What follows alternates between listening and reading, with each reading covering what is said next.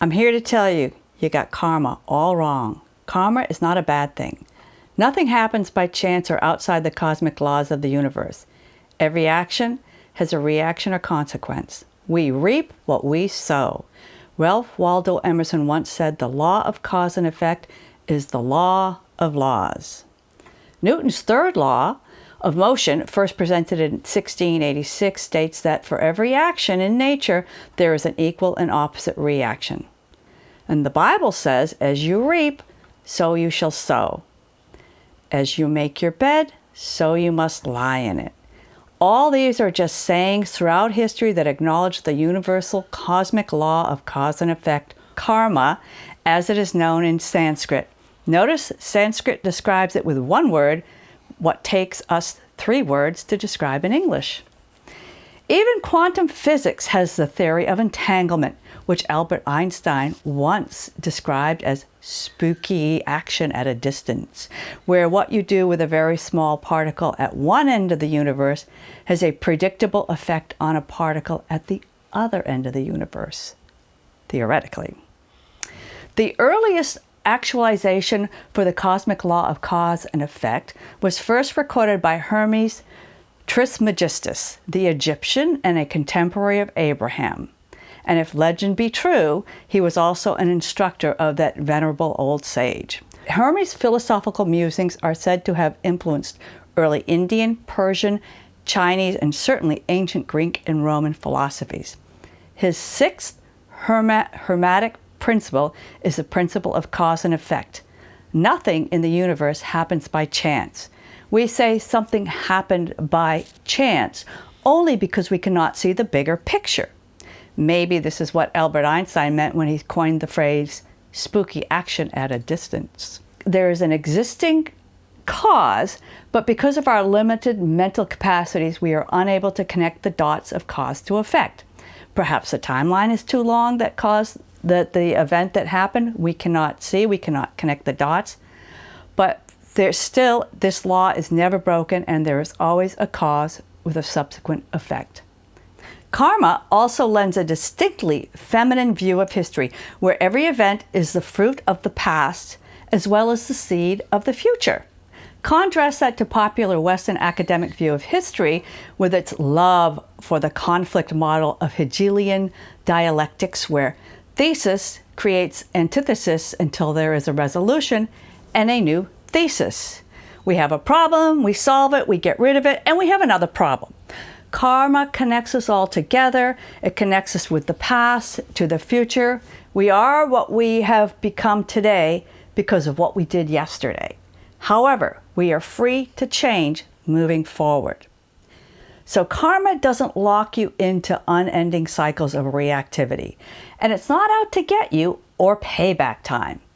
Look at it as your ability to choose, your right as a human being to free will.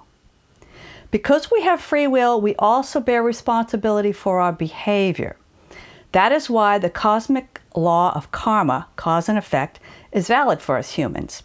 The karmic law states that every action we take will at some time come back to us in the same way it went out from us.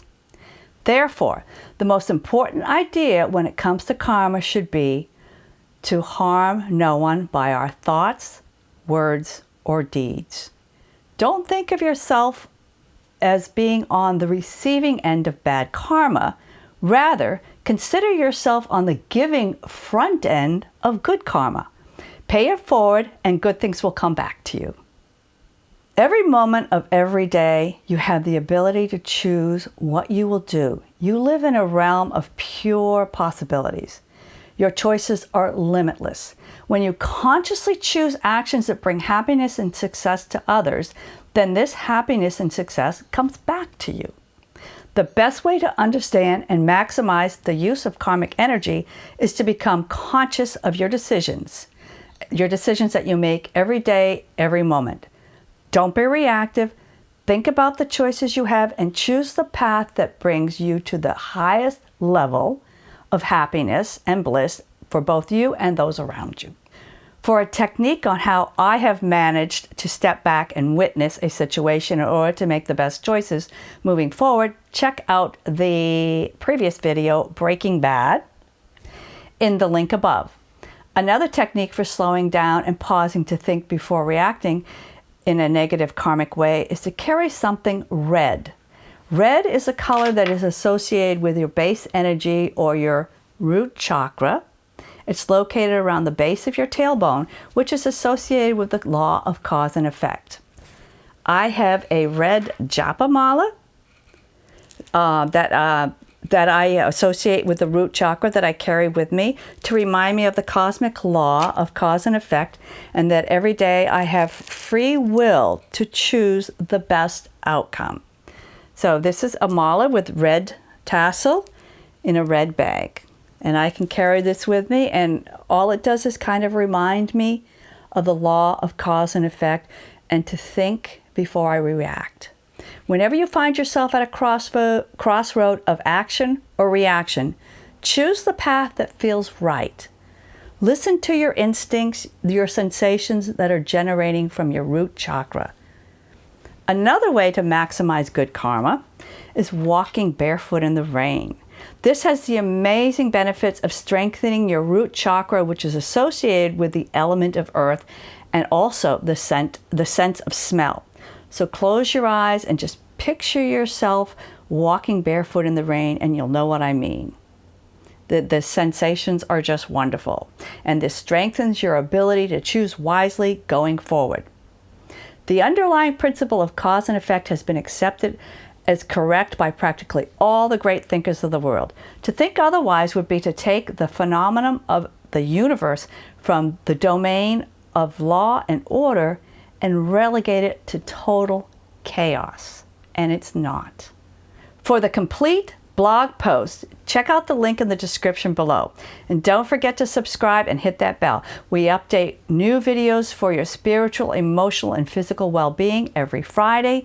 And the rest of the week, we'll be sharing with you glimpses of life in incredible India and some cool products that can only be found in Vrindavan. Some handmade by the women here. Don't miss out.